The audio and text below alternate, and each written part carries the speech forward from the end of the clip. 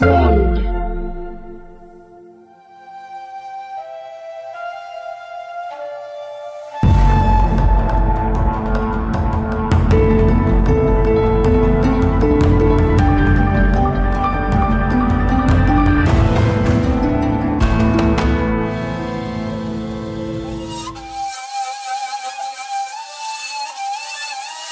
Dinle. Bu ney nasıl şikayet ediyor? Ayrılıkları nasıl anlatıyor? Beni kamışlıktan kestiklerinden beri feryadımdan erkek, kadın, herkes ağlayıp inledi. Ayrılıktan parça parça olmuş. Kalp isterim ki iştiyak derdini açayım. Aslından uzak düşen kişi yine vuslat zamanını arar.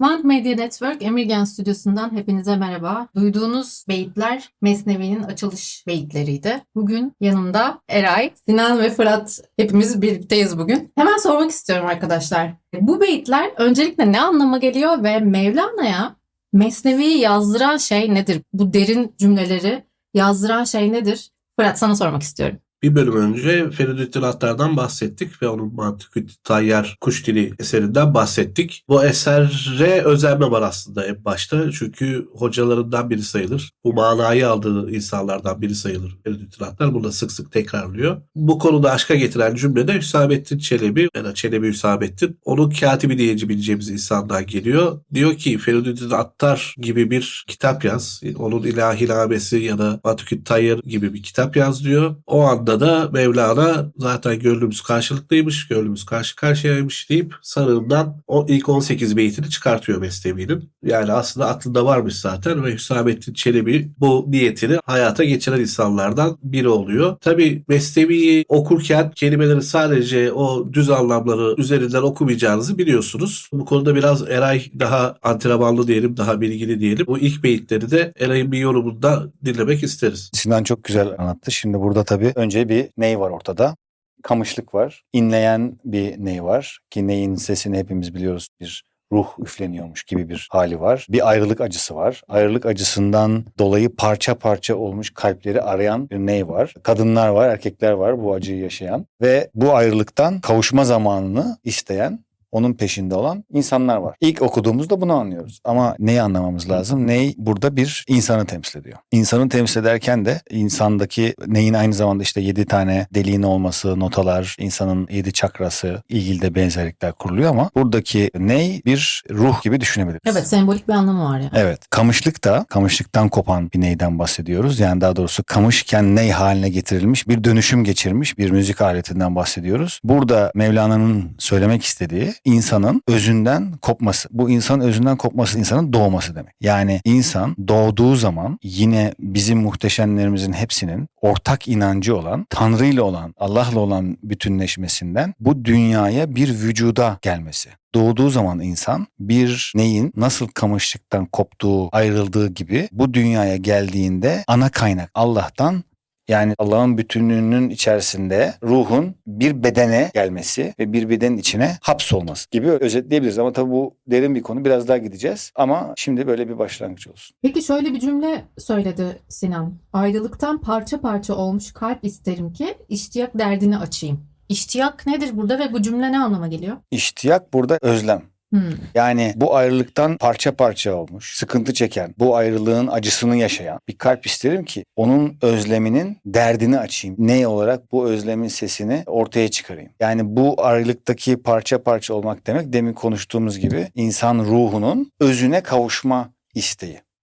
Tekrar bir bütün olma isteği. Evet. Peki aslından uzak düşen kişi yine vuslat zamanını arar.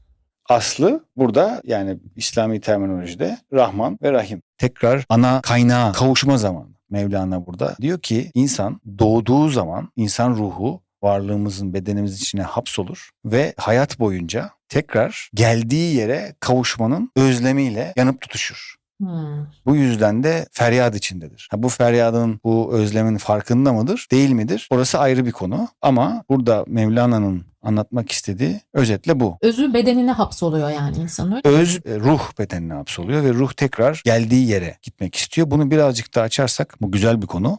Ana rahmi bir şekilde bizim geldiğimiz yer. Ne diyoruz biz? Cenin diyoruz. Ama cenin kelimesi neye çok benziyor? Can, ve cennet. Hmm. Tasavvufta veya sufilerin anlayışında insan doğmadan evvel zaten ana rahminde ve o özde cennette ve cennetten çıkma veya cennetten kovulma, yani doğma, bu dünyaya doğma var ve burada da bir benzetme daha yapabiliriz. Cehennem de cihan kelimesiyle çok benziyor. Yani Dünya. şunu diyebiliriz, ya arkadaş biz ne yaptık da bu dünyaya düştük. Ama Mevlana'nın ve bizim muhteşemlerimizin çok konuşacağımız felsefesinde insanın öze ulaşması da çeşitli yöntemlerle oluyor. Peki sen bunu anlatmışken bir soru sorayım Eray. Mevlana, onun mürşitleri veya bugün bile onun yolundan gidenler, ölmeden önce ölebilen veya buna çalışanlar, yani bunun farkına varanlar olduğu gibi bir de belki hiçbir şekilde bu acıyı hissetse bile yapması gerektiğini bilmeden yaşayanlar var. Onlar bu boşluğu nasıl dolduruyorlar? Yani insanlar bunu nasıl yaşıyor? Mevlana'nın ilk 4 beytindeki bahsedilen senin ölmeden önce ölenler diye anlattığın aydınlanmış kişilerden bahsediyoruz. Yani Evet. aydınlanmamış kişileri anlatmamız daha kolay olabilir. Kendimizden örnek verebiliriz. Ama tabii orada işin özeti, ölmeden önce ölünüze referans veriyorsun. İnsan öldüğü zaman zaten ana kaynağa geri dönüyor. Ama sen bunu yaşarken yaparsan bu bilince yaşarken sahip olursun ve yaşarken bu ana kaynakla bir olma halini yaşarsın. Buna da çok değineceğimiz ve maalesef bizim şu anki popüler kültürümüzde çok yanlış anlamlandırılan aşk kelimesiyle kullanıyorlar. Yani nasıl aşık olduğu zaman insan içine doğan bir ışık, bir enerji, bir hayat isteği, can damarı, aynı şekilde bu ölmeden önce ölümümüzden kasıt olan aşk da, yani o ışıkla aydınlanması. Işık kelimesiyle aşk aynı kelimeler. Ama tabii oradaki kasıt insanın bu bilinç düzeyine çıkabilecek bir noktaya gelmesi. O da çeşitli yöntemlerle konuşacağız hepsini. Oluyor ama burada Mevlana olağanüstü bir açılış yapmış. Gerçekten çok etkileyici. Evet.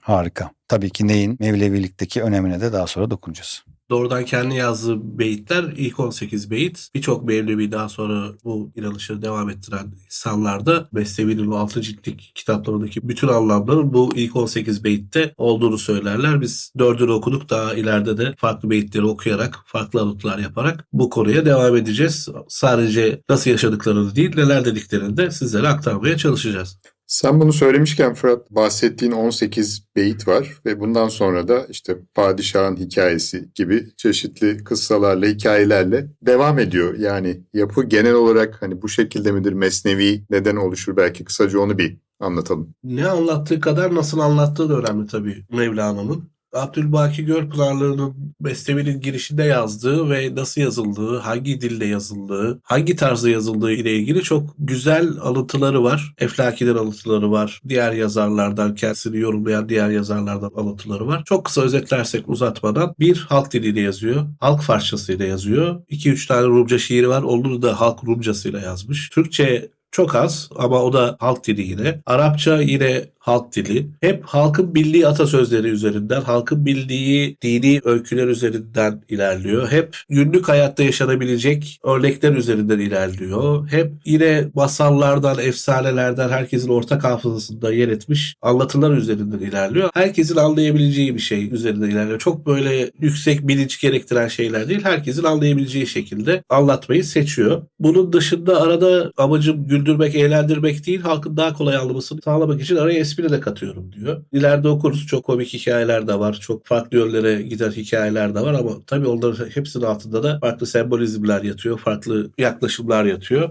Halkın bildiği, arada onları zaman zaman neşelendiren şeyler anlatması kahramanlarımız arasında Mevlana'ya has da bir özellik. Çünkü Mevlana kendi neredeyse ucu ucuna kurtularak bir Moğol işgalinden kaçmış bir aileyle Anadolu'ya geliyor. Geldiği yerde ciddi insanlar stres, baskı altında ve böyle bir zamanda çok büyük bir coşku dilini kullanarak, biraz umut da vererek daha kalplere hitap eden bir tarzı var. Mevlana'nın Mesnevi'yi 50'li yaşlarında yazdığını ve Şems'i kaybettikten sonra yazdığını biliyoruz. Mesnevi ne demek diye soracağım ve de tüm dünyanın hala referans verdiği bu kadar önemli bir eseri Mevlana nasıl yazdı? Mesnevi 2 beyti birbiriyle bağlantılı, kafiyeli esasında. Yani kökünde sena kelimesi, yani ikilik kelimesi var. Yani bizim kafiyeli şiirlerimiz gibi düşünebiliriz. Yani tabii biz Sinan'ın okuduğu bölümde, beyitlerde Türkçe olduğu için çok kafiyeli değildi. Ama Farsça yazılmış, yüksek bir Farsça'da yazılmış bir eser. Güzel kafiyeler olduğunu da anlıyoruz ama bilemiyoruz tabii. Ama şöyle bir şey de biliyoruz sanırım. Mevlana'nın bu beyitleri kafiyeli olsun diye yazmadığını, seçtiği kelimelerin kendiliğinden bir ritmi olduğunu. İlk programımızda söylemiştik. Şairler nasıl yazar şiiri? Oturur bir masaya,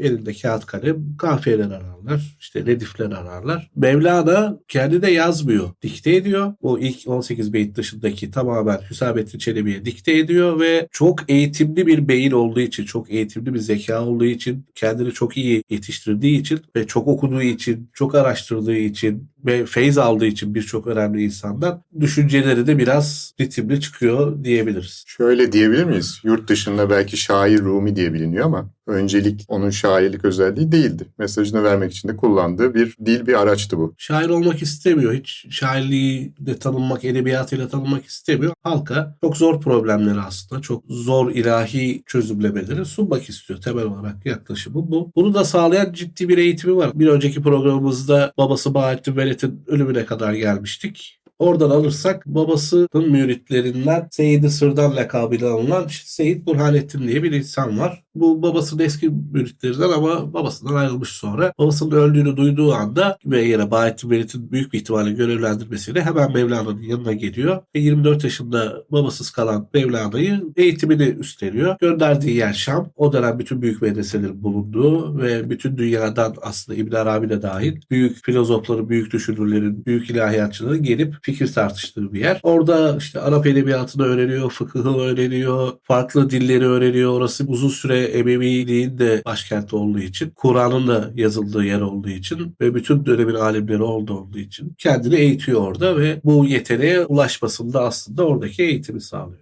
Peki tüm bu yeteneğin üstüne Şems'in güneş gibi doğduğunu söyleyebilir miyiz? Geçen bölümümüzü de bununla bitirmiştik hatırlarsanız. Söyleyebiliriz.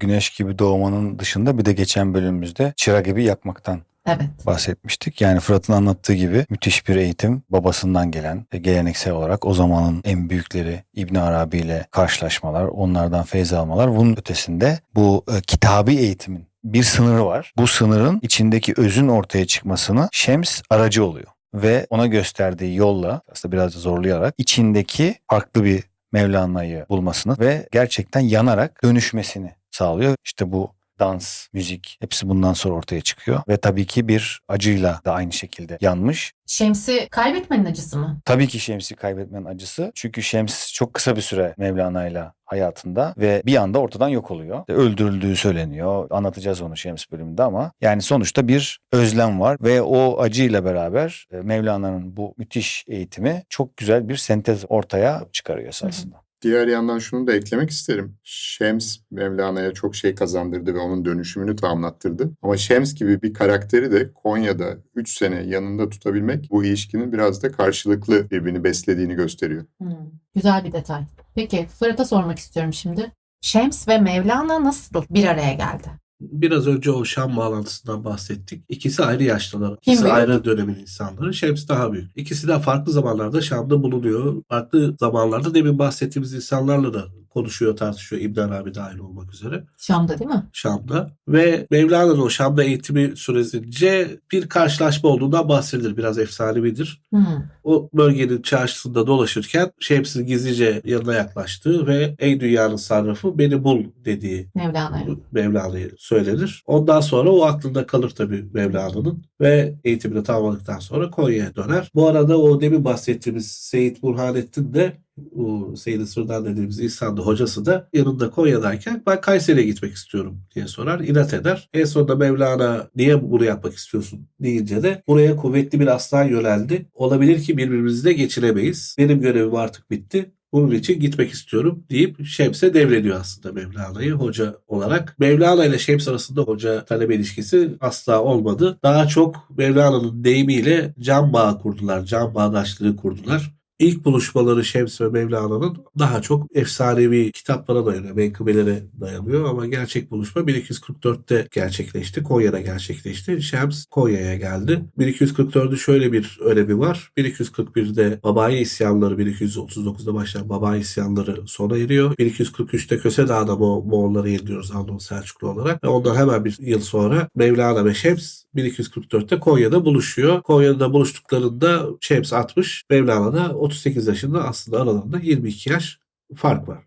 Burada önemli olan başka bir konu. Fırat'ın söylediği gibi tam 1241'de Baba isyanları bitiyor. Bu Baba isyanları çok büyük bir iç isyan ve ileride de anlatacağız. Özellikle Bektaşi düşüncesinin ortaya çıkışında payı var ve Anadolu Selçukluların çöküşünün başlangıcı gibi ve 1243'te de Moğollar son darbeyi vuruyorlar. Yani bir dönüşüm, bir hem bitiş hem bir ölüm hem de doğum zamanı. Yani Mevlana ile Şems'in tekrar yeniden doğum, başta konuştuğumuz gibi sanki özenle seçilmiş bir tarih.